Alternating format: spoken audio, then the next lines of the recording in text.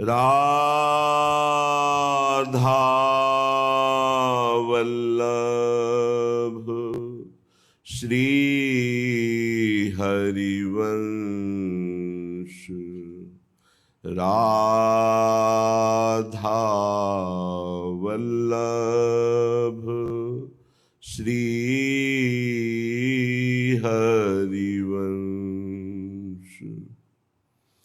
वृंदावनेश्वरी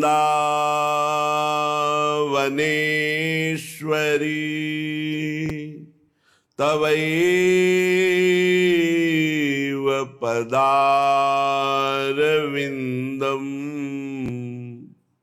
प्रेमामृतैकमकरन्द रसौघपूर्णम्।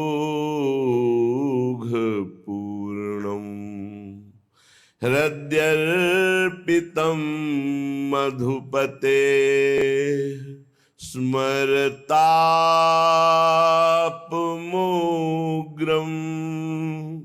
निर्वापयत् परमो शीतलमाश्रयामि। परम शीतल माश्रयामि।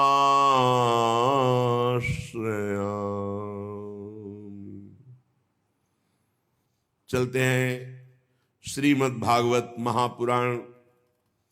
महाराज परीक्षित जी श्री सुखदेव जी महाराज का पूजन करके सुखपूर्वक जब वो आसन पर विराजमान है तो उनसे कहते हैं, प्रभु आप जैसे भगवत प्रेमी महात्माओं का हम जैसे गृहस्थों को दर्शन होना, स्पर्श करना या चरणामृत उतारने का अवसर मिलना, मस्तक झुकाने का अवसर मिलना, ये तो सिर्फ भगवान की कृपा से होता है।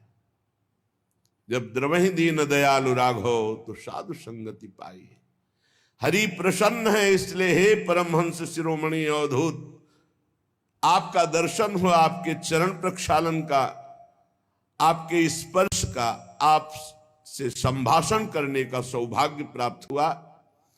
और मैं अपना सौभाग्य इसलिए मानता हूं कि भगवान श्री कृष्ण के परम प्रिय महाभागवत पांडवों के वंश में उत्पन्न हुआ हो। इसलिए भगवान अपने निज जनों पर कृपा करने के लिए जो अवतरित हुए थे, जो हमारे प्रिय पूर्वज हैं, उनके दूत बने, उनके सारथी बने, उनके मित्र बने। कहां तक कहूं,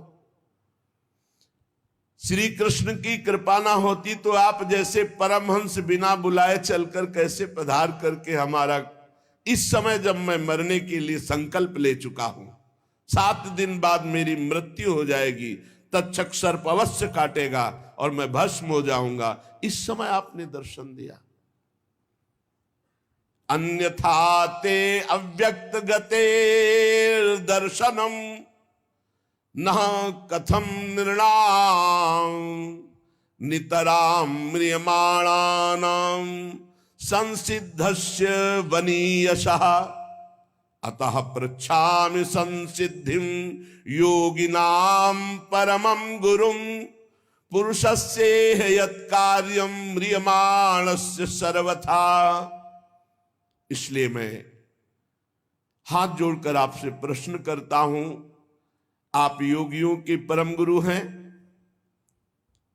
सिद्धि का स्वरूप क्या है और उस सिद्धि की प्राप्ति की साधना का क्या स्वरूप है? सिद्धि का स्वरूप क्या है और उस सिद्धि का साधन क्या है?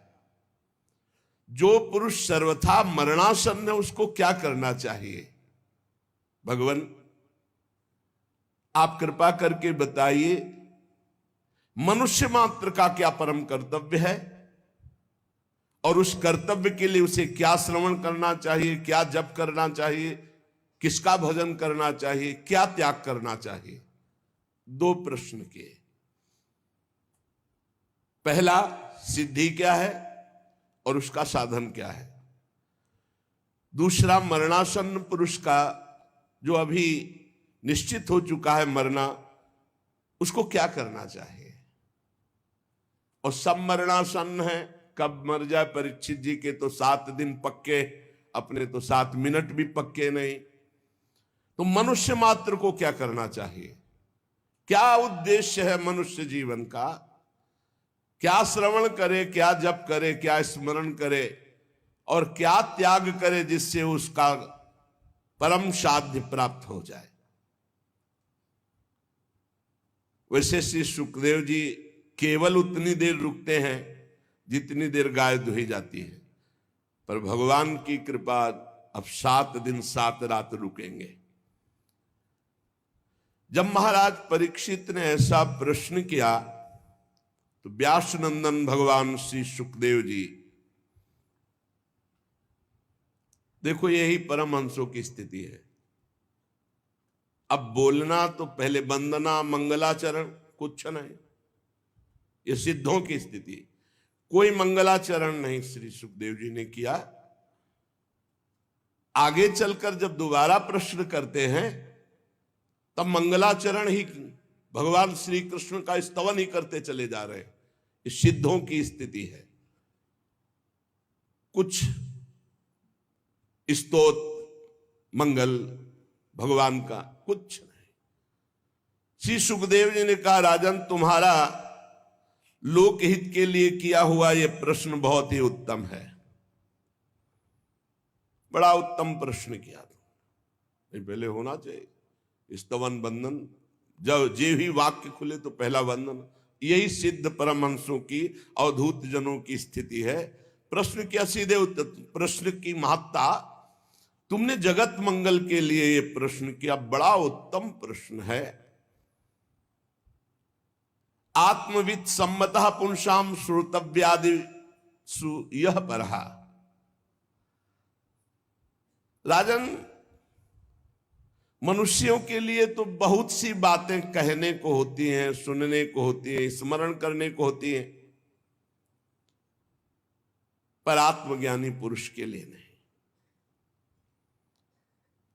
जैसा आपने प्रश्न किया, बड़ा आदर करते हैं आत्मज्ञानी पुरुष ऐसे प्रश्न का, क्योंकि जो गृहस्थ हैं वो अपने काम धंधे में इतने उलझे रहते हैं कि उनको ये पता ही नहीं कि प्रतिदिन प्रति रात हमारी आयु कम हो रही है और मैं भगवत प्राप्ति के लिए आया था, उसको भूलकर लड़का बच्चा परिवार इसी के राग में फंसकर अपने जीवन को नष्ट कर रहा हूं। उनको नहीं पता है। सच्ची बानी है, असंख्यों जीव हैं, उनमें से कुछ चंद भाग्यशाली जन हैं जो भगवान का नाम जपते हैं, भगवान की चर्चा। उनमें भी किसी बिरले के हृदय में एक बात है कि मुझे भगवत प्राप्ति करनी है।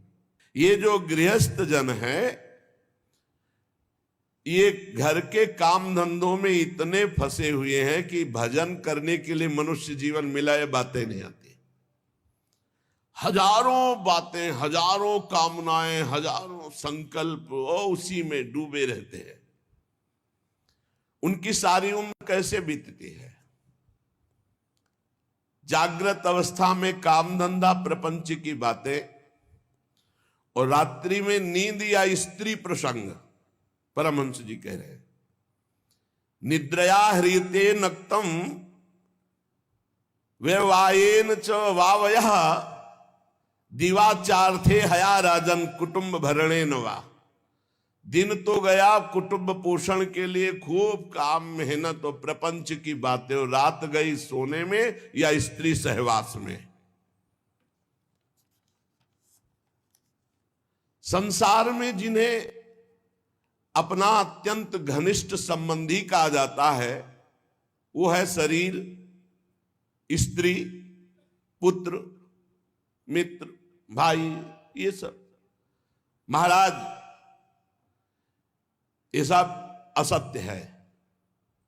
परमहंस जी बोल रहे हैं, देहापत्य कलत्रादि स्वात्म सैन्य स्वसत्व स्वपि तेषां प्रमत्तो निधनम पश्यन्नपि न पश्यति ये अज्ञानी देख रहे हैं ऐसे पागल हैं काम धंधे रुपया पैसा भोग सामग्री भोगने में कि उन्हीं के घरों में मृत्यु हो रही है और वो उनको फूंक के आ रहा है, फिर भी उनको ज्ञान नहीं हो रहा कि हमको भी मरना, मरने के बाद कोई किसी को नहीं पहचानता, ना वो जीवात्मा और ना उसके परिवार वाले, सब भूल जाते हैं।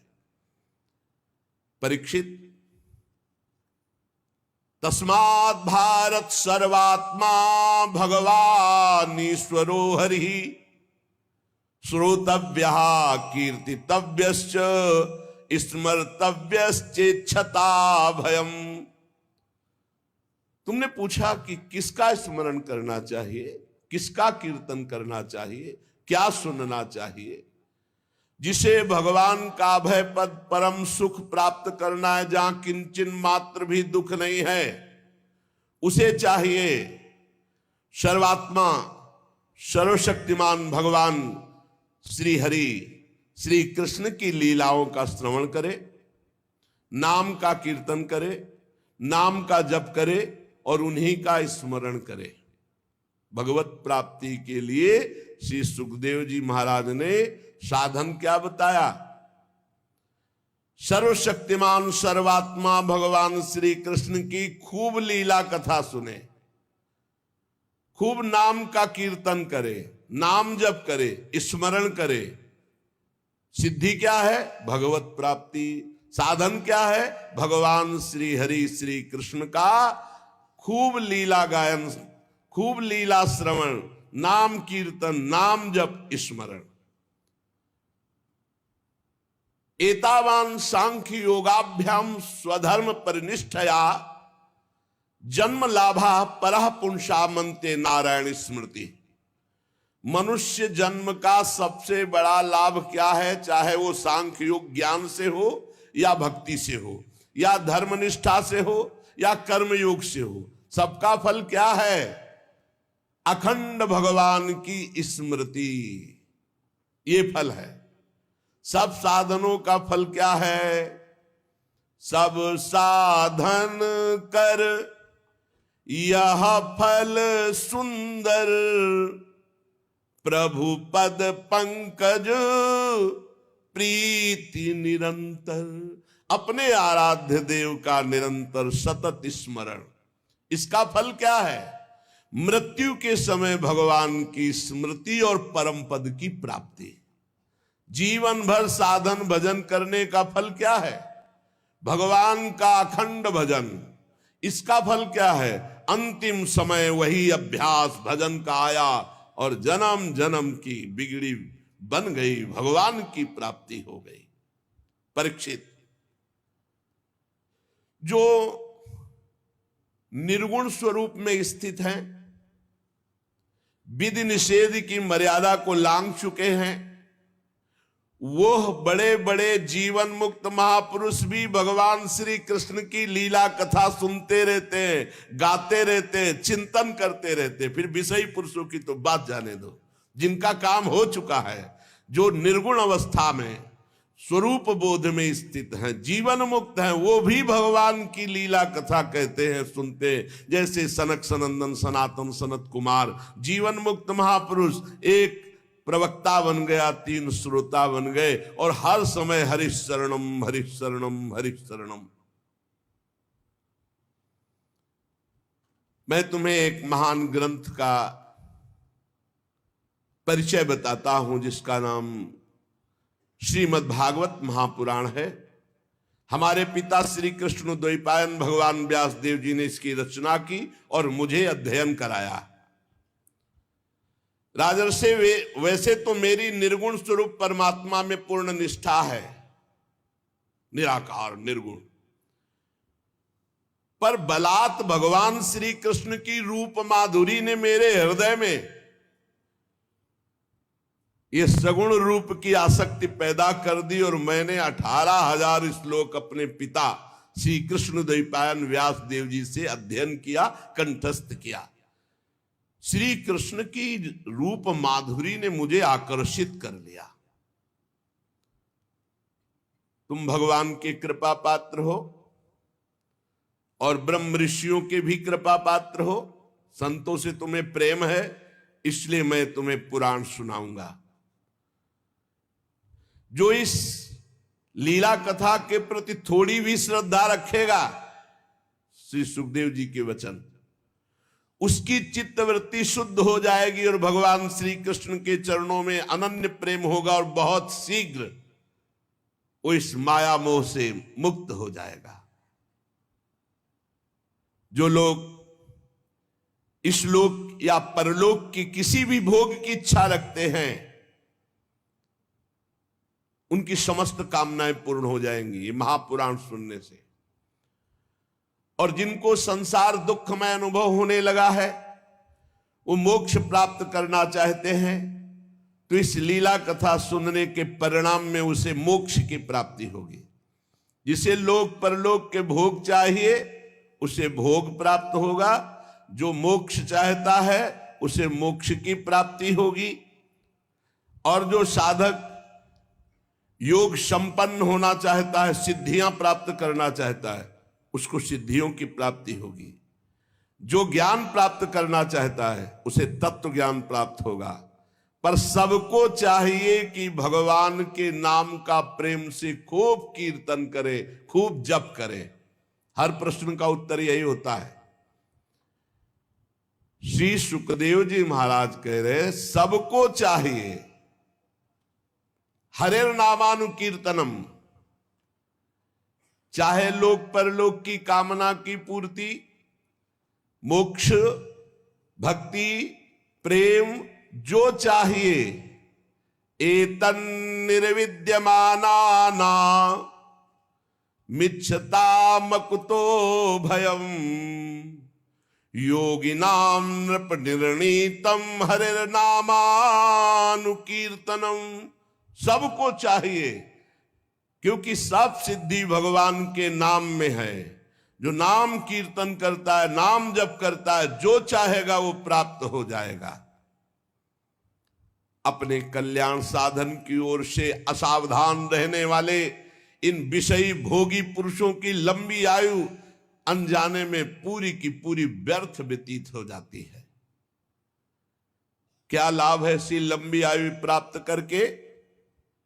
अरे सावधानी से ज्ञान पूर्वक घड़ी दो घड़ी बिता दिया जाए तो वही परम कल्याण का हेतु बन जाएगी। घड़ी दो घड़ी, 24 मिनट, 48 मिनट, बड़ी लंबी लंबी आयु भोगों में प्रपंच में लोग व्यतीत करके मर जाते हैं, कुछ नहीं लाभ ले पाते। और जो ज्ञानी जन सावधान है वो घड़ी दो घड़ी में अपना काम बना लेते हैं। राजर्षि खटवांग को जब पता चला कि मात्र 48 मिनट समय रह गया है हमारी मृत्यु का, बस उसी समय भगवान के नाम में चित्तवृत्ति लगा दी, सारे संसार से हटा के, तो 48 मिनट में भगवान के अभय पद को प्राप्त कर लिया। आपके पास तो अभी समय है, आप निराश ना हो, निरंतर नाम जप करो। कई बार कहा है, आप ध्यान दीजिए सत्संग में कि हर समय राधा राधा हम जप रहे हैं, किसी समय मृत्यु हुई तो हमें भगवान की प्राप्ति हो जाएगी, परम पद मिल जाएगा। परीक्षित, अभी तो तुम्हारे जीवन की अवधि 7 दिन की है। खडवांग ने 48 मिनट में भगवत प्राप्ति की थी। चिंता मत करो, इसी 7 दिन में तुम्हें परम पद में विस्थापित कर दूंगा। जब कोई संत, जब कोई गुरु कहे चिंता मत करो, तो हृदय शीतल हो जाना चाहिए, विश्वास होना। ए परीक्षित, खडवांग ने 48 मिनट में भगवत प्राप्ति की, तुम्हारे 7 दिन, चिंता मत करो, परम पद में मैं विराजमान करूंगा। मृत्यु का समय आने पर वही घबराते हैं जिन्होंने जीवन में भजन नहीं किया। घबराना नहीं चाहिए, वैराग्य से युक्त होकर शरीर संबंध को काट देना चाहिए। अब जीवन भर शरीर संबंध में रहो, मैं पुरुष मैं स्त्री, तो बुढ़ापे में काट पाओगे? नहीं। यावत स्वस्थमिदम कलेवरम यावच्च दूरे जरा, जब तक बुढ़ापा दूर है, शरीर स्वस्थ है, रोगी नहीं हुआ, तब तक मन को प्रभु में लगा लो। अन्यथा जैसे आग लगने पर कुआं खोदना व्यर्थ है, ऐसे ही बुढ़ापे में भजन नहीं होता, नहीं होता। ये सब नाटकबाजी, भजन नहीं होता। अभ्यास जीवन में किया नहीं भजन, जो अभ्यास कर रहे हैं वो देख ले, और जिन्होंने अभ्यास नहीं किया वो भगवान में चित्तवृत्ति लगा देंगे। यहां संसारी लोग कहते हैं अरे तुम्हारी भजन की अवस्था है, तो जो बोल रहा भजन की अवस्था उससे पूछो तुम्हारी अवस्था क्या है, तुम भजन करते हो? ये जीवन बड़ा कीमती है, केवल भगवत प्राप्ति के लिए। महामुनि परमहंस शिरोमणि श्री सुखदेव जी कह रहे हैं, धैर्य के साथ घर से निकलकर तीर्थ या भगवत धामों का आश्रय ले और वहां एकांत में भगवान का नाम जप या प्रणव गुरु प्रदत्त आ उ मा, मन ही मन खूब जप करे। जैसे गोकर्ण जी ने अपने पिता को उपदेश किया, छोड़ो चलो भजन में। बड़ा कठिन है, बड़ा कठिन है, बातें बनाना अलग है, बहुत कठिन है।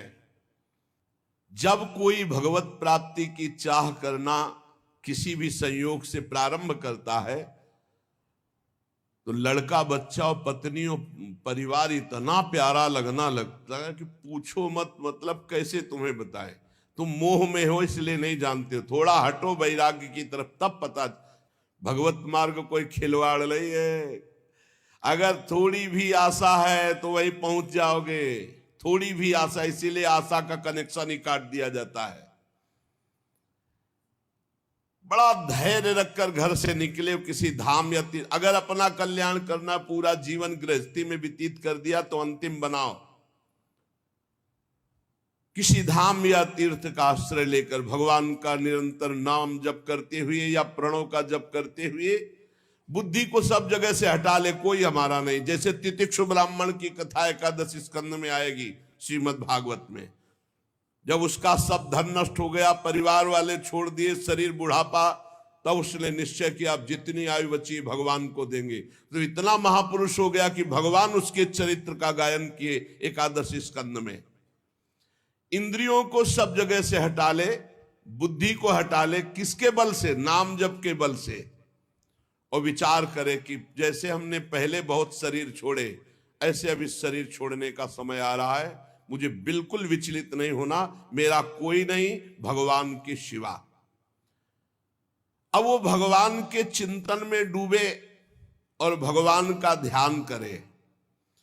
भगवान के ध्यान करते करते जब वो भगवान में तन्मय हो जाता है, वो आनंद से युक्त हुआ, सोई तमोगुण रजोगुण सतोगुण तीनों क्षीण हो गए और वो भगवान के परम पद को प्राप्त हो जाता। पर बड़ा कठिन है, जीवन में अभ्यास नहीं किया तो ये नहीं कर पाओगे, बिल्कुल नहीं कर पाओगे। परीक्षित जी ने पूछा कि आपने जिस धारणा की बात बताई, धारणा से ही तो ध्यान होता है। जो आपने कहा कि बहुत जल्दी परम पद प्राप्त हो जाता है, तो उसका स्वरूप क्या है? श्री सुखदेव जी ने कहा, बहुत ध्यान देने योग्य बात, परीक्षित ये धारणा वही कर सकता है जो आसन जीत चुका है। ले आसन जीत चुका है, 3 घंटे बिना किसी भी तरह के हिले डुले सिद्धासन या पद्मासन में बिल्कुल मूर्तिवत, उसे कहते हैं आसन विजयी। 3 घंटे सिद्धासन पद्मासन, इन्हीं को आसनों में गणना की गई है। ये सुखासन जनसाधारण लोगों का आसन है। शांत एकदम, नाम या मंत्र, बिल्कुल हिलना डुलना नहीं, बिल्कुल हिलना डुलना नहीं। गुरु कृपा से का सपुर हुआ, बहुत आनंद। थोड़ी देर तो भीषण कष्ट होता है, फिर शून्याकार स्थिति होती, शून्य एकदम शरीर शांत, बस लक्ष्य में स्थिति है। पहले आसन विजयी, फिर श्वास विजयी। ये जो है श्वास ऐसे पाउडर या आटा ऐसे रख दिया जाए और उसमें धक्का ना लगे, तो उसको कहा जाता है प्राणों का संयमन कर चुका है। फिर आसक्ति विजयी, न शरीर में आसक्ति न परिवार में आसक्ति।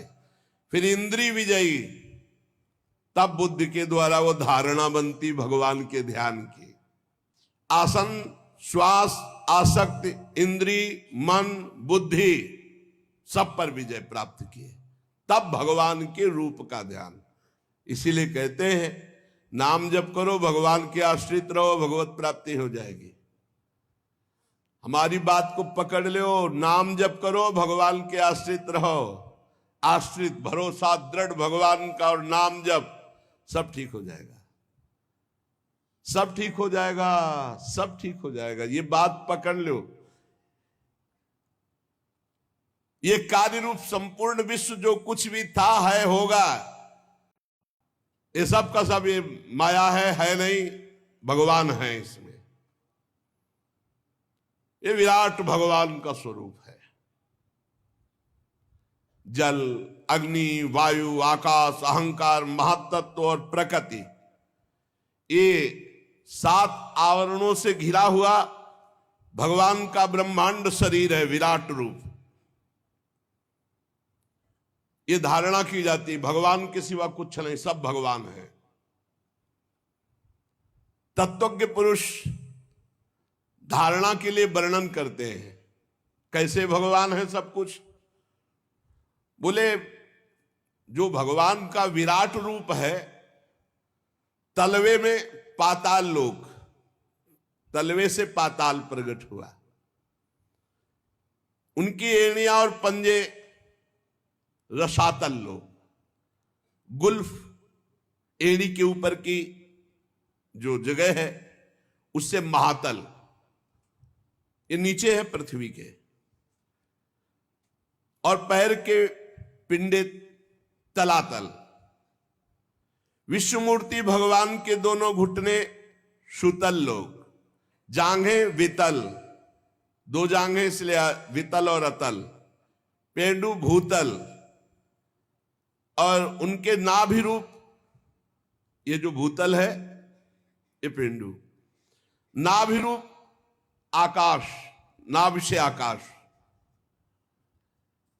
छाती से स्वर्गलोक, गले से महरलोक, मुख से जनलोक, ललाट में तपोलोक, शास्त्र सिर वाले भगवान के मस्तक पर ब्रह्मलोक विराजमान। विराट भगवान इतने बड़े हैं, उन्हीं से सारे लोग घिरे हुए। जितने भी इंद्रादि देवता वो सब भुजा में, जितनी भी दिशाएं वो सब कान से, जितने भी शब्द वो सब श्रवणेंद्री से, अश्वनी कुमार नासिका के छिद्र से, गंध घ्राणेंद्री और धधकती हुई अग्नि की ज्वाला भगवान के मुख से, भगवान के नेत्र से अंतरिक्ष और नेत्र से ही सूर्य और देखने की शक्ति ये प्रकट हुई। दोनों पलके खुलना और बंद होना, निमिष, इसी से सृष्टि का लय और रचना होती है, इसी से रात और दिन का विभाग प्रकट हुआ। भ्रू विलास मात्र से ये सब रचना होती है और नष्ट हो जाती है। भ्रकुटी विलास सृष्टि लय होई। भगवान के तालु से जल का प्रादुर्भाव और रस का प्रादुर्भाव हुआ, और वेदों को भगवान की श्वासों से प्रादुर्भाव, जाकी श्वास वेद श्रुति चारी। यमराज का प्रादुर्भाव भगवान की दाढ़ों से हुआ। सब प्रकार की आसक्ति दांत से प्रकट हुई, और जगन मोहिनी माया का प्रादुर्भाव मुस्कान से हुआ, और ये अनंत सृष्टि एक कटाक्ष से प्रकट हुई विराट भगवान के। ऊपर के ओठ से लज्जा, नीचे के ओठ से लोभ, छाती से धर्म, पीठ से अधर्म भगवान के प्रकट हुआ।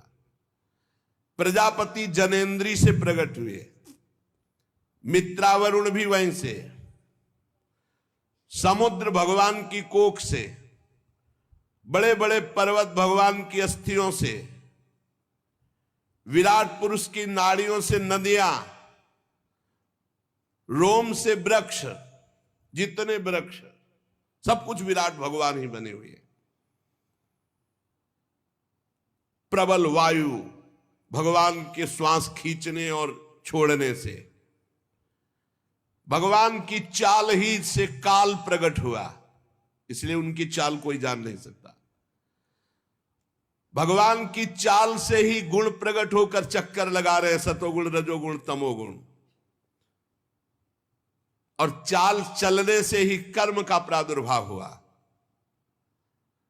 भगवान के केश से बादलों का प्रादुर्भाव हुआ, भगवान के वस्त्र से संध्या का प्रादुर्भाव हुआ। महात्माओं ने मूल प्रकृति को भगवान के हृदय से प्रकट हुआ बताया। मूल प्रकृति ब्रह्म और मूल प्रकृति, फिर त्रिगुणात्मिका प्रकृति, फिर महातत्व, फिर अहंकार, जिससे सृष्टि प्रकट होती, वो मूल प्रकृति भगवान के हृदय से प्रकट हुई। सब विकारों का खजाना मन, सब विकारों का खजाना मन भगवान से प्रकट हुआ, उसी से चंद्रमा प्रकट हुआ। भगवान के चित्त से महातत्व का प्रादुर्भाव हुआ, भगवान के अहंकार से रुद्र भगवान का प्रादुर्भाव हुआ, भगवान के नखों से घोड़े खच्चर ऊंट हाथी इनका प्रादुर्भाव हुआ। वन में रहने वाले मृग पशु जितने भी पक्षी, जितने भी, ये सब कटि प्रदेश से प्रकट हुए। तरह तरह के पक्षी, उनकी अद्भुत रचना कौशल, ये सब कटि प्रदेश से। भगवान की बुद्धि से स्वयंभू मनु प्रकट हुए और मनु की संतान मनुष्य उनके निवास स्थान बने। गंधर्व विद्याधर चारण अप्सराएं षडज, समस्त स्वर समस्त गीत स्मृति दैत्य, ये सब भगवान के वीर से प्रकट हुए। सप्तम धातु भगवान का ये विराट स्वरूप है, सब कुछ भगवान ही बने हुए हैं। परीक्षित, मैंने तुम्हें भगवान के विराट स्वरूप का वर्णन किया। जैसे स्वप्न देखने वाला स्वप्नावस्था में अपने आप को अनेक रूपों में देखता है, पदार्थ भी वही, व्यक्ति भी वही, कुछ और नहीं, केवल वही स्वाप्निक, ऐसे ही सब स्वाप्निक है। विराट भगवान ने जो पैदा किया माया के द्वारा, ये सब स्वाप्निक है, इसमें सत्य केवल भगवान है। जो इसमें रम जाता है उसका आधा पतन हो जाता है, इस रचना में जो रम जाता है उसका आधा पतन हो जाता है, दुर्गति को प्राप्त होता है। श्री सुखदेव जी ने कहा, सुनो परीक्षित, सृष्टि के प्रारंभ में जो ब्रह्मा जी भगवान के नाभि कमल से प्रकट हुए, उन्होंने इन्हीं विराट पुरुष की धारणा की थी, तब उनको स्मृति प्राप्त हुई थी जो प्रलय काल में विलुप्त हो जाती है। उन्हीं की दृष्टि से अमोघ बुद्धि निश्चयात्मिका हो गई, तब ब्रह्मा जी ने जगत को पुनः रचा जो प्रलय के पहले था। ये वेदों की ऐसी वर्णन शैली है कि लोगों की बुद्धि स्वर्ग आदि में फंस जाती है। जीव वासना स्वप्न जैसे देखता ऐसे स्वर्गलोक भी है, एक थोड़ा अच्छा स्वप्न है, कुछ नहीं। सच्चे सुख की प्राप्ति से जीव वंचित हो जाता है, वह है भगवत प्राप्ति। इसलिए विद्वान पुरुष को चाहिए कि जितना ये मायाकृत नाटक है, जितने से काम चल जाए उतना काम चलाओ, और हर समय नाम जप करो, समय व्यर्थ मत जाने दो। ये सब माया है, मायाकृत रचना है। जितना प्रयोजन जिस वस्तु से रखोगे उतना ही बंधते चले जाओगे। अपनी बुद्धि को बचाओ, वस्तु व्यक्ति स्थान से और श्री भगवान में लगाओ। संसार के पदार्थ प्रारब्ध के अधीन हैं, चाहे जितना पढ़ लिख ले हो, अगर तुम्हारे प्रारब्ध में है कि धन मिलेगा तो मिलेगा, नहीं तो पढ़े डिग्री लिए घूमो, ना नौकरी मिलेगी ना धन मिलेगा। लेकिन भगवान का भजन कर लो तो भगवान मिल जाएंगे, प्रारब्ध के अधीन नहीं। सुख दुख प्रारब्ध के अधीन है, पक्का समझ लो। तुम्हारा प्रयत्न निष्फल होगा यदि तुम्हारे प्रारब्ध में धन नहीं है। प्रारब्ध में धन है तो प्रयास ना होने पर भी देख लो खूब धन वैभव, लेकिन प्रारब्ध में सुख और दुख होता है, भगवत प्राप्ति नहीं। इसलिए ऐसा भजन करो कि प्रारब्ध को नष्ट कर दो, सुख और दुख से परे परमानंद में निमग्न हो जाओ। ये मनुष्य शरीर इसलिए मिला है। परीक्षित, जब जमीन में सोने से काम चल सकता है तो पलंग के लिए क्यों प्रयास करे? भजन करो, काहे को? जब भुजा भगवान ने दी है उससे तकिया का काम चल जाता है तो तकिया लाने की आवश्यकता क्या है? भजन के लिए जन्म हुआ, भजन के लिए। जब अंजलि से काम चल सकता है तो बहुत से पात्र बटोरने की जरूरत क्या है? जब वृक्ष की छाल या साधारण वस्त्र पहनने से काम चल सकता है तो सब विलासिता की जरूरत क्या है? भूख लगने पर शरीर पोषण के लिए भगवान सबकी व्यवस्था किए हैं, फिर उसके प्रयास में इतना कि पूरा जीवन ही नष्ट कर देना, खान पान भोग सामग्री बस। भगवान जल, वायु, भोजन और पृथ्वी का आधार, इस सब को फ्री दिए, सबको, चराचर जगत को। आवश्यकता की पूर्ति भगवान ने स्वयं कर दी है। चाह की पूर्ति के लिए तुम्हें भटकना पड़ेगा, और सब आवश्यकता से तृप्त नहीं है, चाह में भटक रहे, सब चाह में। बहुत विलासिता में जीव जीवन व्यतीत करके भगवत विमुख सब का सब नष्ट कर देता है। शरीर को जितना आप विलासी बना दोगे उतना ही परेशानी है। ये जो आजकल चले हैं ना भोजन बाजार वाले, जो खूब चकाचक स्वाद वाले, यही सब। अरे दाल रोटी खाओ, प्रभु के गुण गाओ, थोड़ा व्यायाम करो, प्राणायाम करो, शरीर स्वस्थ, भगवान का चिंतन करो, खूब समाज सेवा, जो किसानी, व्यापार, नौकरी, ये सब भगवान की सेवा है। भगवान सबको वास दिए अपने हिसाब से, लेकिन जब आपकी चाहत हो गई है तो आप परेशान हो रहे हैं। अरे भगवान क्या शरणागतों की रक्षा नहीं करते? ये बुद्धिमान लोग भगवान के मार्ग में बिया करके धन के अभिमान में घमंडी लोगों की चापलूसी क्यों करते हैं? श्री सुखदेव जी कह रहे, भगवान के भक्त होकर के इन देहाभिमानी, धनाभिमानी लोगों की चापलूसी क्यों करते हैं? अरे विरक्त हो गए, हृदय में भगवान को विराजमान करना है कि इन धनियों की चापलूसी करनी है। भूत भविष्य लोक 14 में भय होए हरि प्यारे, 300 व्यवहार हमारो अभिमान इनते न्यारे। पक्का बहुत बच के रहना है, सावधान। हुए हो भगवान को हृदय में विराजमान करने के लिए विरक्त, भगवत मार्ग के पथिक या भक्त, और चापलूसी शुरू कर दी धनियों की। श्री सुखदेव जी महाराज कह रहे, सुखदेव जी महाराज, धने के नशे में चूर घमंडी धनियों की चापलूसी।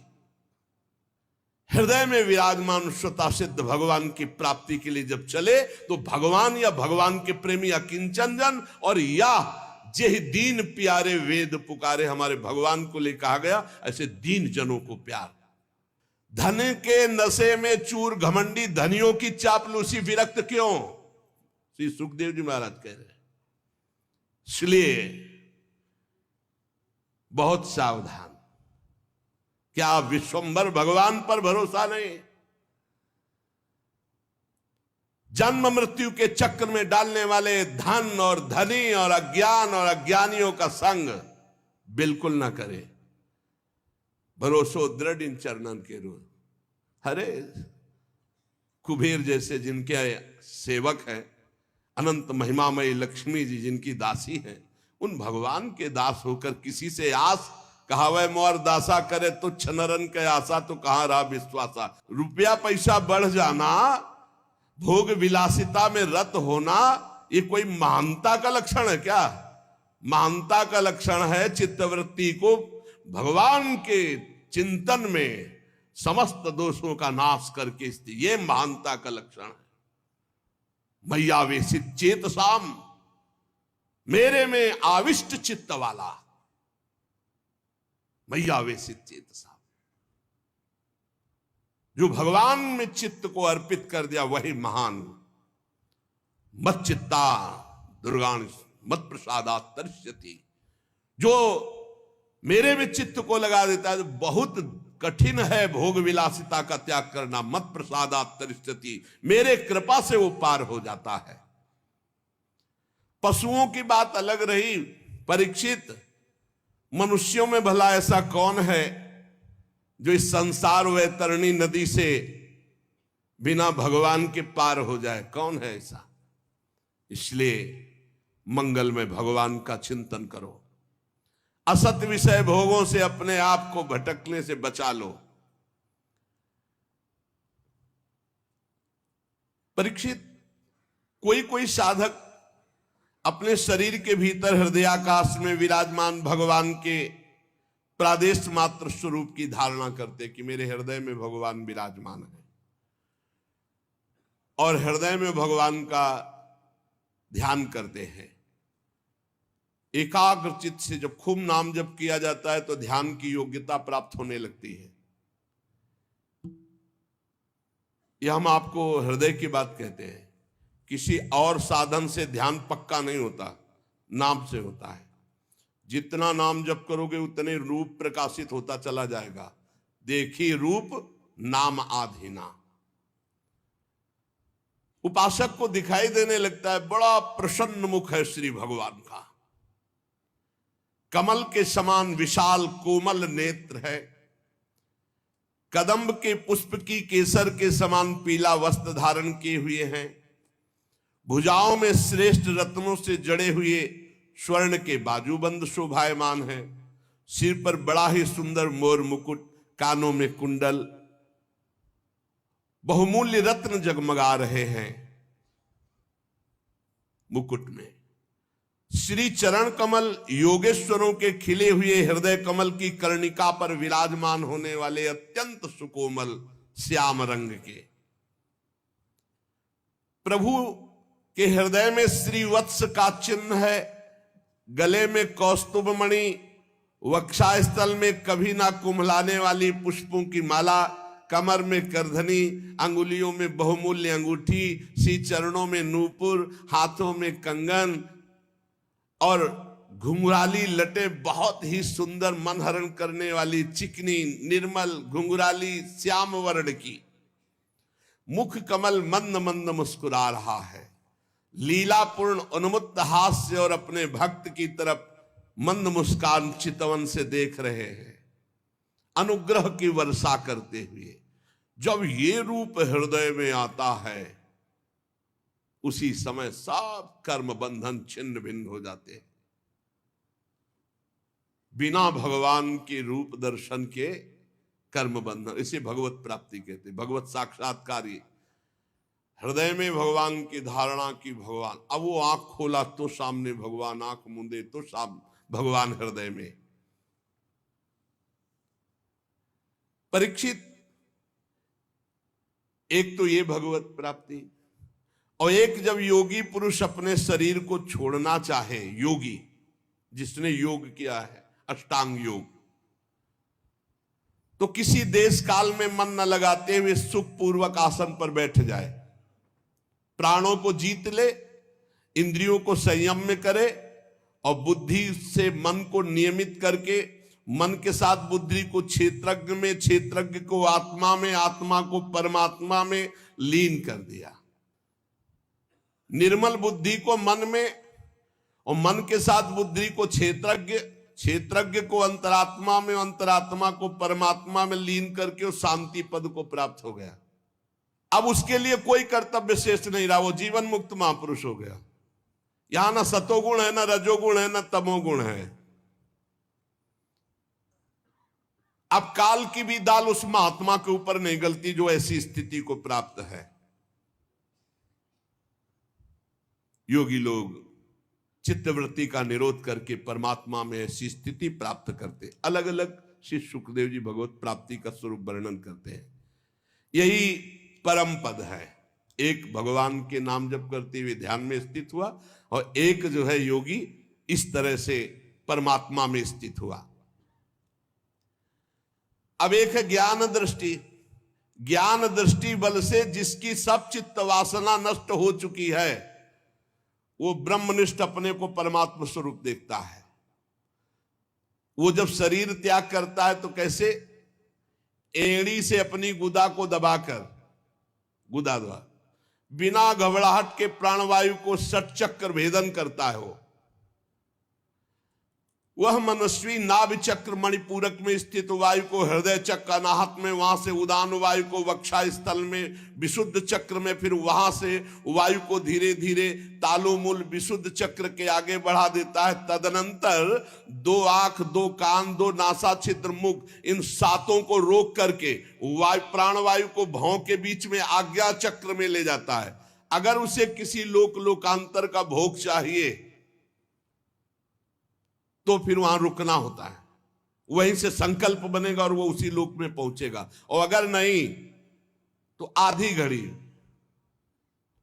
12 मिनट तक आज्ञा चक्र में वायु को रोके, फिर वहां से शास्त्र सार ब्रह्मरंध्र, और फिर ब्रह्मरंध्र का छेदन करके जीवन मुक्त परमात्मा स्वरूप हो गए। एक ये गति है। और यदि योगी को वहां इच्छा हो जाए कि मैं ब्रह्मलोक में जाऊं, 8 सिद्धियों का भोग भोगूं, जो वो सब प्राप्त हो जाएगा। अरे इसीलिए भजन करो। योगी का शरीर वायु की भांति सूक्ष्म हो जाता है। वो उपासना, तपस्या, योग, ज्ञान का सेवन करने वाला त्रिलोकी के बाहर भीतर कहीं भी घूम सकता है, पास मिल जाता है उसको। जहां चाहे, देवलोक, ब्रह्मलोक, तपलोक, महारलोक, रसातल, तलातल, पाताल, जहां चाहे। ये भगवान का शिशुमार चक्र विश्व ब्रह्मांड का भ्रमण केंद्र है। योगी चाहे तो मारलोक चला जाए, सत्यलोक चला जाए, सत्यलोक जाएगा, जितनी ब्रह्मा की आयु वहां आनंद लेकर फिर वो ब्रह्म को प्राप्त हो जाएगा। भगवान का भजन करने वाला जिस पद को प्राप्त होता है, वहां ना शोक है, न दुख है, न बुढ़ापा है, न मृत्यु है, न भूख है, न प्यास है, न मान है, न अपमान है, न उद्वेग है, न भय है, न केवल आनंद ही आनंद। यही प्राप्त करने के लिए मानव देह मिला है। ब्रह्मलोक में केवल एक बात का दुख है, वो जब मृत्यु लोक के प्राणियों को भोगों में रत देखते हैं तब वो दुखी होते कि अरे भजन कर लेता तो हमसे भी ऊपर भगवान के धाम को जा सकता, कैसा जीवन बर्बाद कर रहा है। बस इसी बात की व्यथा ब्रह्मलोक के ब्रह्म ऋषियों को होती है।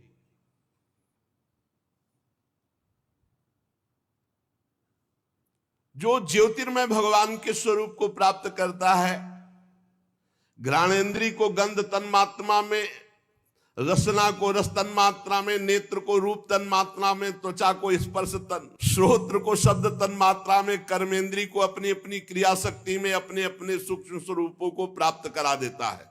पंचभूतों को स्थूल सूक्ष्म आवरणों को पार करके अहंकार में प्रवेश करता है। सूक्ष्म भूतों को तामस अहंकार में, इंद्रियों को राजस अहंकार में, मन और इंद्रियों को अधिष्ठात्र देवताओं को सात्विक अहंकार में, इसके बाद अहंकार के सहित लय रूप गति के द्वारा महातत्व में, और महातत्व प्रकृति रूप आवरण में, और प्रकृति रूप ब्रह्म में। अब वो ब्रह्म प्राप्त। ये सब योगियों की गति। बड़ा कठिन है ब्रह्म प्राप्ति, वो बड़ा सरल है। राधा राधा राधा मान लो। इसीलिए हम बार बार कहा करते हैं कि हम ऐसे अंधविश्वास में नहीं बोल रहे, बहुत सोच समझ के, बहुत जीवन यात्रा करके बोल रहे हैं। नाम जप करो, भगवान के आश्रित रहो, सारे कर्म भगवान को समर्पित कर दो, भगवत प्राप्ति हो जाएगी। नहीं, देखो कितनी कठिन है। जो तुम समझ नहीं सकते वो करना होता है, तब वो परमाणु यहां फोड़ करके, एक की ब्रह्मरंध्र फोड़ करके हो रही। सुना था? कुछ नहीं पता, बस राधा राधा जपो और जो कर्म हो भगवान को अर्पित करो। वो आनंद स्वरूप परमात्मा को प्राप्त होता है। कितनी नाम की महिमा है। पुत्र के बहाने नारायण बुलाया तो कौनो चक्र नहीं तोड़ना पड़ा और संसार चक्र टूट गया, भगवान की प्राप्ति हो गई। इसीलिए आनंदित रहो, वृंदावन धाम मिल गया भगवान। कितना कठिन। इसीलिए धूप की गर्मी तब तुम्हें छाया समझ में आएगी कि भगवत प्राप्ति है क्या। संसार चक्र में पड़े हुए मनुष्य के लिए बहुत सरल भगवत प्राप्ति। भगवान श्री कृष्ण की लीला कथा गायन, नाम जप, उनकी सेवा, जिससे अनन्य भक्ति हो जाए तो बहुत सरलता पूर्वक भगवत प्राप्ति हो जाए। भगवान ब्रह्मा अपनी पवित्र बुद्धि से 3 बार समस्त वेद शास्त्रों का अनुशीलन किया, फिर यही निकाला कि सबसे सरल उपाय है भगवान का नाम जप करते हुए, भगवान की लीला कथा सुनते हुए भगवान की सेवा की जाए श्री कृष्ण चंद्रजू की, तो सर्वश्रेष्ठ परम पद सहज में मिल जाए। भगवान ब्रह्म कार्त्स्नेन तिरन्वीक्ष मनीषया तद्यवस्यत् कूटस्थो रतिरात्मन यतो भवेत्। भगवान सर्वभूतेषु लक्षितः स्वात्मना हरिः। हमारी आत्मा है, कोई और नहीं, चराचर जगत की आत्मा है। इसलिए परीक्षित, सब मनुष्यों को चाहिए कि सब समय तस्मात् सर्वात्मना राजन हरिः सर्वत्र सर्वदा श्रोतव्यः कीर्तितव्यश्च स्मर्तव्यो भगवान नृणाम। सब मनुष्यों को चाहिए कि भगवान श्री कृष्ण चंद्रजू की, बार बार कह रहे, श्रोतव्या, उनकी कथा सुनो, उनका नाम कीर्तन सुनो, कीर्तितव्यश्च, उनकी कथा करो, उनका नाम कीर्तन करो, नाम जप करो, स्मृतव्यो, उनका स्मरण करो, यही तुम्हें भगवत प्राप्ति करा देगा।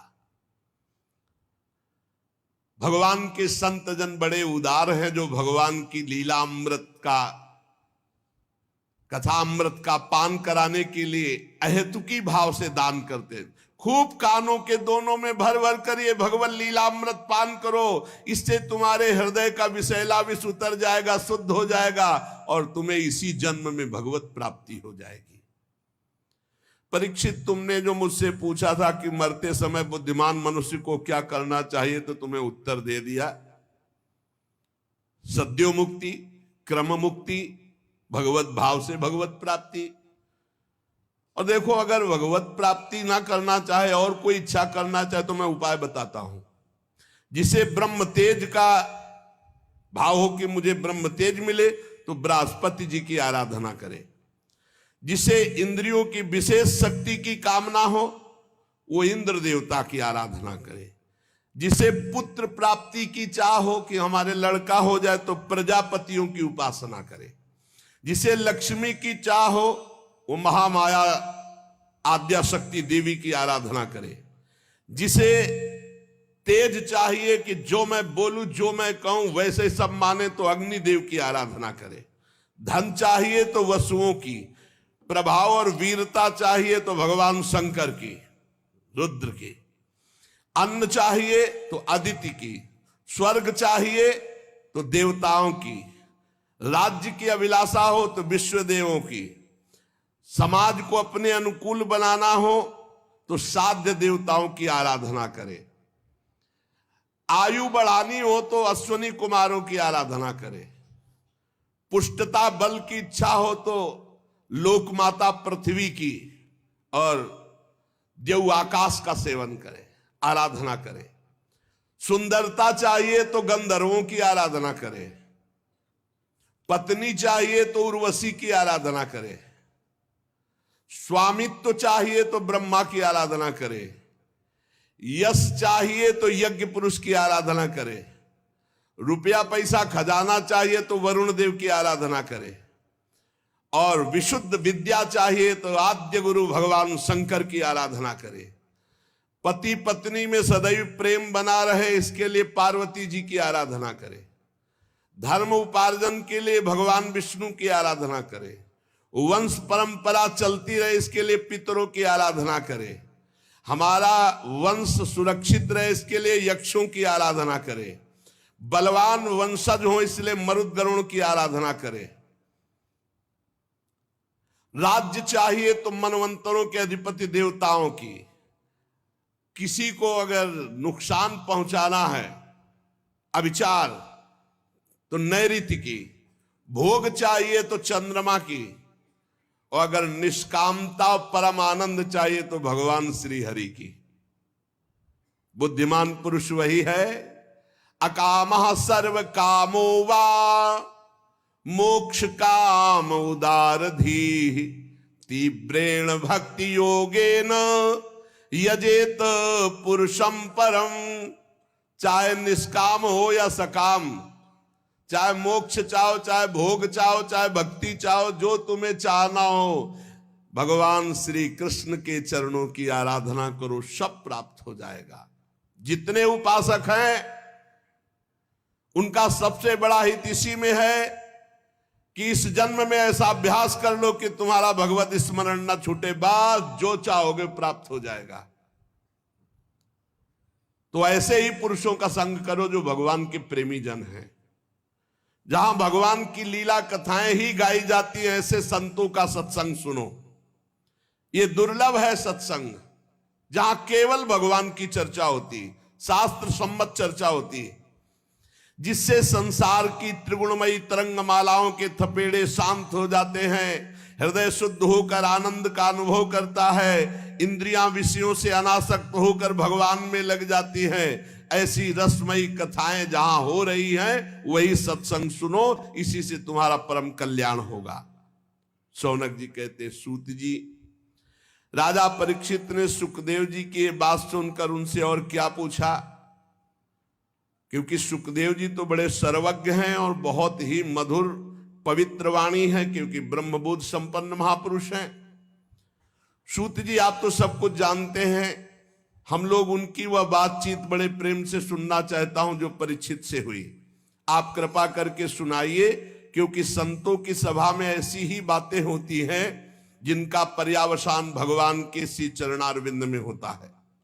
अर्थात संतों का संग निश्चित भगवत प्रेम प्रदान करता है। पांडुनंदन महारथी राजा परीक्षित बड़े भगवत भक्त थे। वो ऐसे थे कि बाल्यावस्था में भी भगवान की लीला चरित्रों का अभिनय करके खेलते थे। और भगवान में सुखदेव जी को क्या कहना है, ये तो जन्म से ही विरक्त थे। तो प्रश्नकर्ता उत्तर देने वाले दोनों महान पुरुष हैं। इसलिए क्या चर्चा हुई श्री परीक्षित जी और भगवान सुखदेव जी के बीच में। महाराज, जिसका समय भगवान के नाम जप में, भगवान की लीला कथा में व्यतीत होता है, उन्हीं का जीवन धन्य है, और तो सब व्यर्थ में जी रहे हैं। रोज भगवान सूर्यदेव उदय होकर के और अस्त होकर के सबकी आयु का नाश कर रहे हैं।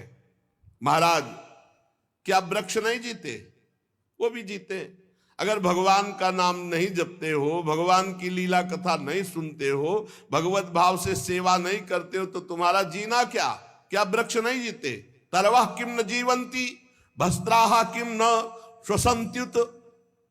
क्या लोहार की धोकनी सांस नहीं लेती? न खादंती न मेहंती किम ग्राम पशुओं परे। क्या गांव के जो पशु हैं वो खाते पीते नहीं है क्या? वो भी खाते पीते। क्या वो मैथुन नहीं करते? वो भी बच्चा पैदा करते। तुम मनुष्य होकर के यही खाना पीना, श्वास लेना, बच्चा पैदा करना, सोना जागना, तो तुम्हारा मनुष्य जीवन किस बात से श्रेष्ठ रहा? अरे जिसके कान में भगवान का नाम नहीं पड़ा, भगवान की लीला कथा नहीं पड़ी, वो नर पशु, कुत्ते, ग्राम सूकर, ऊंट और गधे से भी गया बीता है। स्विडवरा होष्ट खरई संस्तुतः पुरुषः पशु नयत कर्ण पथोपेतु जातु नाम गदाग्रजः बिले बतो रुक्रम विक्रमान्ये न शृण्वतः कर्ण पुटे नरस्य जिह्वा सती दार्दुरिके वसूत न चोपगाय तिरुगाय गाथा। आहा, जिसके कान में भगवान का नाम नहीं पड़ा, भगवान की लीला कथा नहीं पड़ी, वो मनुष्य पशु, कुत्ते, ग्राम सूकर, ऊंट और गधे से भी गया बीता है। श्री सुखदेव जी महाराज महामहिम परीक्षित जी महाराज जी के जो प्रश्नों का उत्तर दे रहे, वो सुनने की इच्छा से शौनक जी महाराज ये बात कह रहे। सूत जी, जो मनुष्य भगवान श्री कृष्ण की कथा कभी नहीं सुनता, उसके कान बिल के समान है। कान का महत्व है भगवान का नाम सुनना, भगवान की चर्चा सुनना। जिन हरि कथा सुनी नहीं काना, श्रवण रंध अहि भवन समाना। वो बिल के समान है जिसमें सांप रहता है, वो बिल। श्रवण रंध अहि भवन समाना, जिन छेदों में सांप आदि रहते हो छेद मात्र है, जिनमें भगवान का नाम, भगवान की चर्चा नहीं गई। और जो जीव भगवान की लीला कथा का गायन नहीं करती, जिव्यासती दादुर्य केवल, मेढक की जबान के समान है। जो नहीं करही राम गुण गाना, जीह सुदादुर जीह समाना। जिव्यासती दादुर्य केवल, जिसकी जबान भगवान की चर्चा नहीं करती, भगवान का नाम नहीं लेती, वो टर टर दिन भर बात करते रहते, मेढक की तरह बेकार है। और जो सिर कभी भगवान श्री कृष्ण के चरणों में और संतों के चरणों में नहीं झुकता, वो व्यर्थ है। ते सिर कटु तुमरी समतूला, जे नमत हरि गुरु पद मूला। जो भगवान के चरणों में, संतों के चरणों में, गुरुदेव के चरणों में सर नहीं झुकता, कड़वी लौकी के समान व्यर्थ है। वो रेशमी वस्त्र और सुसज्जित मुकुट धारण करने में भी वो बोझा मात्र है। जो हाथ भगवान की सेवा पूजा नहीं करते, वो सोने के कंगन से भूषित होने पर भी मुर्दे के हाथ है। हाथों की महत्ता भगवान की सेवा, समाज की सेवा, माता पिता की सेवा, संत गुरु की सेवा, पशु पक्षी की सेवा। जो आंखें भगवान का, श्री विग्रह का दर्शन नहीं करती, संतों के दर्शन नहीं करती, वो जैसे मोर के पंख में आंख बनी हुई है, व्यर्थ ऐसे ही है। नैनन संत दरस नहीं देखा, लोचन मोर पंख शम लेखा। जिनके नेत्र भगवान का श्री विग्रह और संत जन, गुरुजनों के दर्शन नहीं करते, बेकार के चिन्ह मात्र वो नेत्र हैं। जो मनुष्य अपने पैरों में चलने की शक्ति रखकर धाम की परिक्रमा नहीं करता, भगवान की लीला स्थलियों का भ्रमण नहीं करता, वो बेकार के पैर हैं, उन पैरों का कोई महत्व नहीं। जिस मनुष्य ने भगवत प्रेमी संतों के चरणों की धूल कभी सिर पर नहीं धारण की, भगवान की भक्ति नहीं हृदय में आई, तो जीता मुर्दे के समान है। आहा, जीता हुआ मुर्दा कौन है? जिसके हृदय में भगवान की भक्ति नहीं। जिन हरि भगति हृदय नहीं आनी, जीवित सौ समान ते प्राणी। जिस मनुष्य ने भगवान के चरणों में चढ़ी हुई तुलसी की गंध नहीं सूंघी, सराहना नहीं कि आहा हो भाग्य, आज हमें भगवत प्रसादी तुलसी जी मिली, आज भगवत प्रसादी माला मिली, आज भगवत प्रसाद पाने को मिला, उसका जीवन व्यर्थ है। सूत जी, वो हृदय नहीं लोहा है जिसमें भगवान के प्रति प्रीति नहीं, भगवान के नामों के प्रति प्रीति नहीं, भगवान की लीला कथा के प्रति प्रीति नहीं, वो जीवन व्यर्थ है। इसलिए भगवान के परम भक्त आत्मविद्या विशारद भगवान श्री सुखदेव जी ने परीक्षित जी के सुंदर प्रश्न करने पर बड़ा सुंदर उत्तर दिया होगा, हम सब सुनना चाहते हैं। सूत जी कहते हैं, श्री सुखदेव जी महाराज भगवत तत्व प्राप्त महापुरुष हैं और उत्तरानंदन राजा परीक्षित गर्भ में ही भगवत साक्षात्कार किए हुए दोनों महापुरुष हैं। शरीर, पत्नी, पुत्र, महल, पशु, धन, भाई, बंधु, निष्कंटक राज्य, सब का सब एक क्षण में त्याग दिया, सबकी ममता, और ममता त्याग कर गंगा किनारे भगवान की प्राप्ति के लिए एक क्षण में सब कुछ त्याग दिया। शौनकादि ऋषि, महामनस्वी परीक्षित ने अपनी मृत्यु का निश्चित समय जान लिया था, इसलिए उन्होंने धर्म, अर्थ और काम तीन का त्याग कर दिया और संन्यास ले लिया। भगवान श्री कृष्ण में सुदृढ़ आत्मभाव प्राप्त हो, इसलिए भगवान श्री कृष्ण की महिमा सुनने के लिए श्री सुखदेव जी से यही प्रश्न किया जो आप लोग मुझसे पूछ रहे हैं। परीक्षित जी ने पूछा, भगवत स्वरूप मुनिवर, आप परम पवित्र और सर्वज्ञ हैं, आपने जो कुछ कहा वो सत्य एवं उचित है। आप ज्यों ज्यों भगवान की महिमा सुनाते जा रहे हैं त्यों त्यों मेरे हृदय में अज्ञान का पर्दा फटता जा रहा है। मैं आपसे ये जानना चाहता हूं कि भगवान ने सृष्टि कैसे की। बड़ा सुंदर, सबकी जानकारी के लिए बहुत आवश्यक है। लोग प्राय प्रश्न करते रहते हैं क्या भगवान ने कैसे सृष्टि बनाई, क्या। ये परमहंस श्री सुखदेव जी उत्तर देंगे। प्रश्न किया कि भगवान इस संसार की सृष्टि कैसे करते हैं। इस संसार की रचना तो इतनी रहस्यमयी है कि ब्रह्मादि समर्थ लोकपाल भी समझने में भूल कर बैठते हैं। फिर भगवान इस सृष्टि की रचना करके इसकी रक्षा कैसे करते हैं।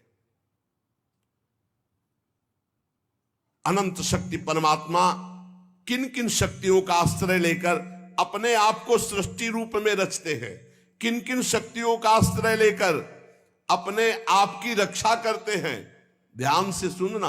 और किन किन शक्तियों का आश्रय लेकर अपने आप से अपना विनाश करते हैं। विनाश खेल तीनों भगवान किसी और से नहीं करते, अपने आप से अपने आप की रचना, अपने आप से अपने आप का पालन और अपने आप से अपने आप का विनाश, संहार खेल।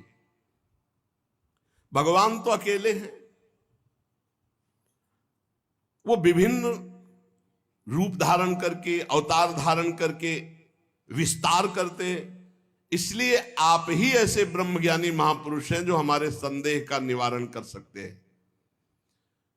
श्री सूत जी कहते हैं राजा परीक्षित ने भगवान के गुणों का वर्णन करने के लिए जब ऐसा प्रश्न किया, अब देखो, अब ध्यान आया कि भगवान का मंगलाचरण करना चाहिए। सारे उत्तर पीछे ही देती है। अब श्री सुखदेव जी को ओहो, उन पुरुषोत्तम भगवान के चरण कमलों में मेरे कोटि कोटि प्रणाम। प्रश्नोत्तर यह है परमहंस स्थिति, जो संसार की उत्पत्ति स्थिति प्रलय की लीला करने के लिए सतोगुण रजोगुण तमोगुण रूप तीन शक्तियों को स्वीकार करके अपने आप को ब्रह्मा रूप में, भगवान विष्णु रूप में और भगवान शंकर के रूप में सृजन पालन और संहार करते हैं। चराचर प्राणियों के हृदय में अंतर्यामी रूप से विराजमान, जिनका स्वरूप और उपलब्धि का मार्ग बुद्धि का विषय नहीं, जो स्वयं अनंत है, जिनकी महिमा अनंत है, जिनके अंश से ब्रह्मा विष्णु और महादेव प्रकट हुए, भगवान श्री कृष्ण को हम नमस्कार करते हैं। हम पुनः पुनः उन भगवान श्री कृष्ण के चरणों में नमस्कार करते हैं जो सत्पुरुषों का दुख मिटाकर उन्हें प्रेम दान करते हैं, दुष्टों की सांसारिक बढ़ती रोककर उन्हें मुक्ति देते हैं।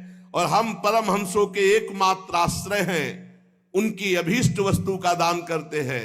चर समस्त प्राणी श्री कृष्ण की ही मूर्ति हैं। चर अचर समस्त प्राणी श्री कृष्ण की ही मूर्ति है। इसलिए श्री कृष्ण का किसी के प्रति पक्षपात नहीं है। ऐसे मैं श्री कृष्ण को नमस्कार करता हूं, बड़े ही भक्त वत्सल। अब पूरा ध्यान, हठ पूर्वक भक्तिहीन कठोर साधना करने वाले लोग जिनकी छाया भी नहीं छू सकते, हठ पूर्वक कठोर साधना, भक्ति विहीन जीवन, तो जिनकी छाया भी नहीं छू सकते। अरे जिनके समान कोई नहीं है, फिर उनसे बढ़कर कैसे हो सकता है। ऐसे महामहिम निरंतर ब्रह्म स्वरूप अपने स्वरूप में विहार करने वाले भगवान श्री कृष्ण को मैं बार बार नमस्कार करता हूं, जिनका कीर्तन यत् कीर्तनम यत् स्मरणम यदीक्षणम यद वंदनम यत् श्रवणम यदर्हणम लोकस्य सद्यो विधुनोति कल्मषं तस्मै सुभद्र श्रवसे नमो नमः। जिनका कीर्तन, जिनका स्मरण, जिनका दर्शन, वंदन, श्रवण और पूजन तत्काल पापों को नष्ट करके भगवत प्राप्ति करा देता है, उन पुण्य कीर्ति भगवान श्री कृष्ण को बार बार नमस्कार है। विवेकी पुरुष जिनके चरण कमलों की शरण लेकर हृदय से लोक परलोक की आसक्ति का त्याग कर देते हैं, बिना किसी परिश्रम के भगवत पद प्राप्त करते हैं, उन मंगलमय कीर्ति वाले भगवान श्री कृष्ण को अनेकों बार नमस्कार है, नमस्कार है।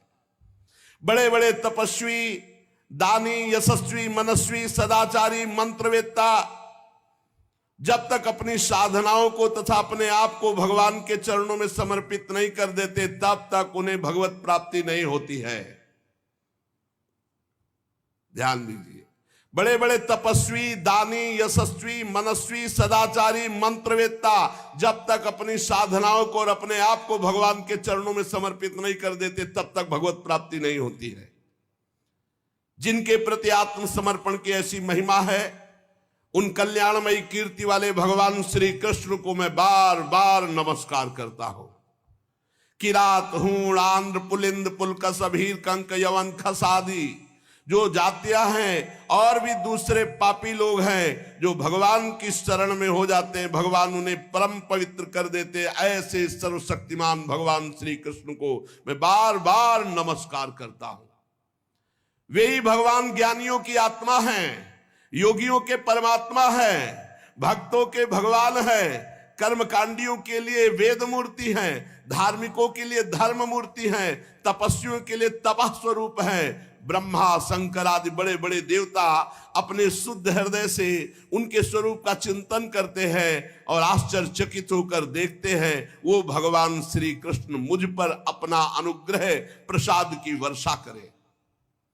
जो समस्त संपत्तियों के स्वामिनी जो लक्ष्मी देवी हैं, उनके जो स्वामी हैं, समस्त यज्ञों के भोक्ता हैं, सबके फलदाता हैं, प्रजा के रक्षक हैं, सबके अंतर्यामी हैं, समस्त लोकों के पालन करता है, पृथ्वी देवी के स्वामी हैं, वही यदुवंश में प्रकट होकर के अंधक, वृष्टि एवं यदुवंश के लोगों की रक्षा की, उन लोगों के एकमात्र आश्रय रहे वे भक्तवत्सल भगवान श्री कृष्ण जो संतों के सर्वस्व हैं। मुझ पर प्रसन्न हो, मैं उन्हें नमस्कार करता हूं। विद्वान पुरुष जिनके चरण कमलों के चिंतन रूपी समाधि से शुद्ध हुई बुद्धि के द्वारा आत्म तत्व का साक्षात्कार करते हैं, उनके दर्शन करते हैं, अपनी अपनी मति रुचि के अनुसार उनके स्वरूप का वर्णन करते हैं, पर पार आज तक कोई नहीं पाया। वे प्रेम और मुक्ति को लुटाने वाले भगवान श्री कृष्ण हम पर प्रसन्न हो, मैं उन्हें नमस्कार करता हूं। जिन्होंने सृष्टि के समय ब्रह्मा के हृदय में पूर्व कल्प की स्मृति जागृत की, ज्ञान के अधिष्ठात्री देवी को प्रेरित किया, अपने अंगों के सहित वेद के रूप में उनके मुख से प्रकट हुई, वे ज्ञान के मूल कारण भगवान श्री कृष्ण मुझ पर कृपा करें और मेरे हृदय में प्रकट हो। भगवान ही पंच महाभूत बने, भगवान ही शरीर का निर्माण किया और भगवान ही जीव रूप से इसमें शयन कर रहे। गजब की बात, पकड़ ले तो पकड़ ले। भगवान ही पंचभूत बने, भगवान ही पंचभूतों से निर्मित शरीर बने, भगवान ही इसमें जीव रूप से विराजमान है, भगवान ही 5 ज्ञानेंद्री, 5 कर्मेंद्री, 5 प्राण, 1 मन, इन 16 कलाओं से युक्त होकर इसमें विराजमान। भगवान ही भगवान, यही बोध होता है। सर्वभूतमय भगवान मेरी वाणी को अपने गुणों से अलंकृत कर दे। संत पुरुष जिनके मुख कमल से मकरंद से समान झरती हुई ज्ञानमयी सुधा का पान करते हैं, वासुदेव अवतार सर्वज्ञ भगवान श्री कृष्ण द्वैपायन व्यास देव जी के चरणों में मेरा बारंबार नमस्कार। ये मंगल श्री सुखदेव जी ने किया। बीच में यही है परमहंसों की स्थिति। सबसे पहले प्रश्न का उत्तर दिया, फिर आराध्य देव भगवान श्री कृष्ण की वंदना, फिर गुरु श्री कृष्ण द्वैपायन भगवान व्यास देव जी जिन्होंने भागवत की रचना करके उपदेश किया, उनको नमस्कार किया। परीक्षित सुनो, वेद गर्भ स्वयंभू भगवान ब्रह्मा से नारद जी ने यही प्रश्न किया था कि आपने सृष्टि कैसे प्रकट की, जिसका स्वयं भगवान नारायण ने उन्हें उपदेश किया था, वही मैं तुमसे कह रहा हूं। ध्यान से सुनो। नारद जी ने जो प्रश्न किया और भगवान ने जो उत्तर दिया, वो आगे चर्चा करेंगे। श्री राधा वल्लभ लाल की जय।